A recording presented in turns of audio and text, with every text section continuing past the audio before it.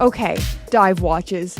Easily my favorite watch category. I don't know why this specific style speaks to me so much, but it does. And this, the Glashutte Original SeaQ, might just be my new favorite dive watch. And I'm not being hyperbolic. If you're in the market for, say, a Rolex Submariner or a Blancpain 50 Fathoms, a more premium luxury dive watch, I think you should seriously consider one of these.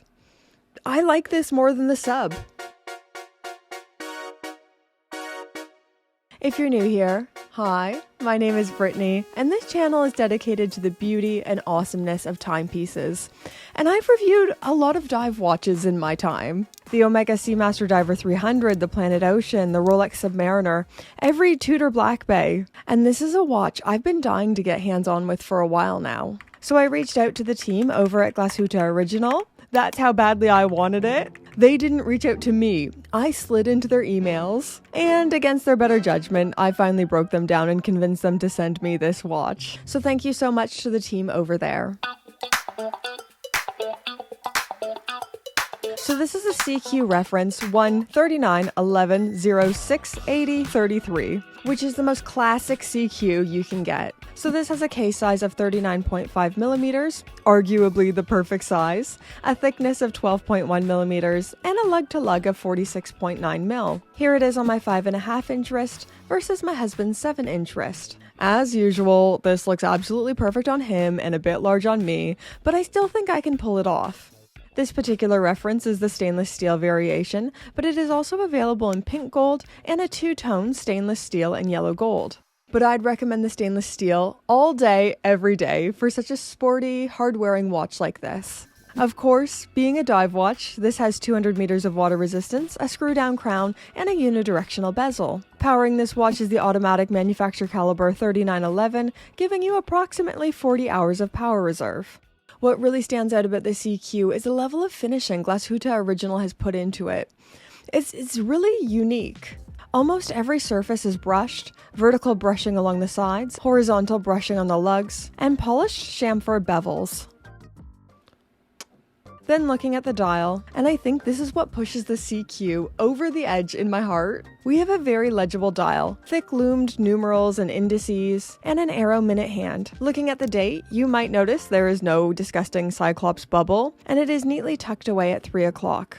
There's just the right amount of writing on the dial in my humble opinion, aka not a lot, very German, restrained, but still quite sporty. Point of contention could be the Fotina in the numbers and hands. I personally love it. It gives it that vintage feeling and really warms up a watch that would be quite stark otherwise. But if it doesn't do it for you, the green and blue variation are white hands and numerals. One last thing to note with the dial, Glashutte Original is one of the few watch manufacturers to produce their own handcrafted dials entirely in-house. Looking at the strap now, I've got the rubber strap, and that's the variation I specifically requested because I wanted to handle the rubber. And it's beautiful, just that right amount of thickness that you can feel the quality, but it's not too stiff. I feel like if you wore this for a week straight, by day 3, maybe even day 2, the rubber would feel just right. This has a butterfly clasp, so to make micro adjustments, you would just adjust from the strap holes. Okay, Brittany, you said the SeaQ is better than the Submariner. I know, and I know people are going to read this title and think I'm writing clickbait or I'm being hyperbolic, because I am hyperbolic sometimes. But I'm dead serious. I would recommend this watch over the Submariner or the Sub-Date. And I'm not just saying this to be contrarian or win brownie points with the Rolex haters. I truly think this is the better looking, better proportioned watch, and a more interesting dive watch that delivers the level of finishing I want when we're at this price point. So the watch I have in today retails for £8,500 or £9,200 on the bracelet, and the Rolex Submariner Date retails for £8,650. Although I suspect if you bat your eyelashes, you could maybe ask for a cheeky discount on the SeaQ. It is expensive, but I don't think the price is inaccurate for how much watch you're getting. Also, if you're someone who doesn't mind secondary, oh my gosh, the secondary market prices are almost highway robbery. I personally prefer new, but I couldn't fault someone for going secondary. So, in summary, I think the 39.5mm case size works for more wrists. I prefer the wearing experience. 20mm lug spacing instead of the 21mm with the modern Submariner. And I just think this is the more interesting watch. The only downfall is the 200 meters of water resistance versus the Submariner's 300 meters of water resistance. But if you can look me in my eyes right now and tell me you need more than 200 meters to fulfill your robust diving needs, if you can look in my eyes and tell me that, I will give you a nickel.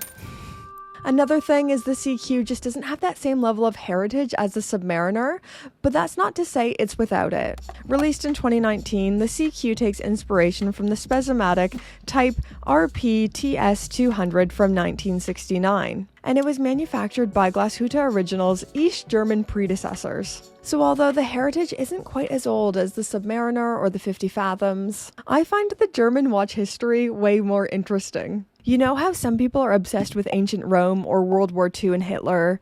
I'm kind of fascinated by the German experience of the fall of the Soviet Union.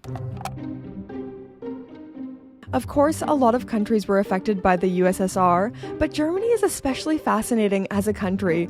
Even as a city, Berlin was separated. And it's all incredibly modern stuff. Like, in my lifetime, modern. Like, you can go to Dresden and see buildings that have been rebuilt as recently as 2006. We are in the midst of watching German watch manufacturers rebuild, though having this rich heritage of watchmaking. I've said it once and I'll say it again, going to Glashutte revitalized my love of horology. It really did. I was starting to lose it a little bit. I was getting too lost down things that don't matter as much. It just... the genuine passion, heritage, craftsmanship, and it was just such a time of learning for me. I love it. If you're also someone who loves learning new things or brushing up on old skills, then we need to talk about Brilliant, who are also today's video sponsor.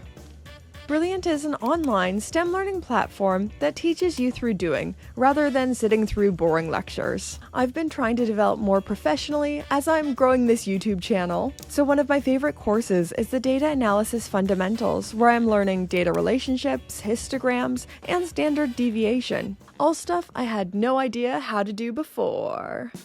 But they have so much more than just that. They have courses in math, computer sciences, statistics, finance, and a course I've just started for fun, logic. It's embarrassingly a course I really needed. I'm not a very logical person, but it's an area I'm trying to work on. For me, Brilliant has been the best way to learn through their bite-sized, interactive courses. Plus, I can learn at my own pace, which is slower than average. If you want to try everything Brilliant has to offer for free for 30 days, go click that link in my description.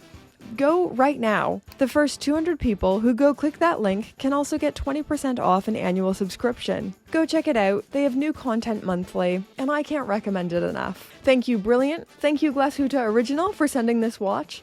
And thank you to the Pope tier patrons, who I'm now gonna serenade. Ooh, Merry Christmas. Hee hee, to the Pope tier patrons. Thank you, Pope tier patrons. I hope this Christmas song sounds okay as I overlay it. I'm sure it'll sound spectacularly awful, but I want to thank you for supporting my weird little channel. And I hope you know how wonderful I think you are. Thank you, Pope tier patrons. Thank you, Pope tier patrons. Merry Christmas, everyone.